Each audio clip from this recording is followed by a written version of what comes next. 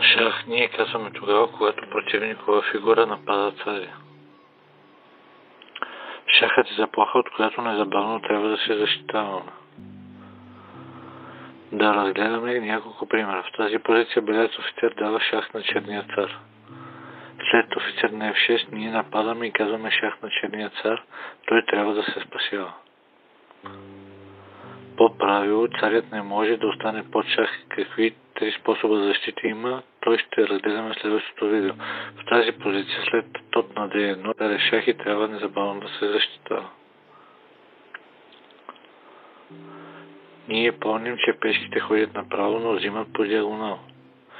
В случая за това в тази позиция черните атакуват белия кон, но е ход на белите да правят и те дават на черния цар шах.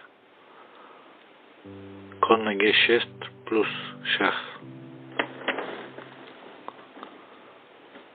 Още един въпрос. Как се обозначава шахът в нотацията? За да обозначим шах след записването на хода добавяме знак плюс. В дадения случай пишем кон на G6 плюс, т.е. шах.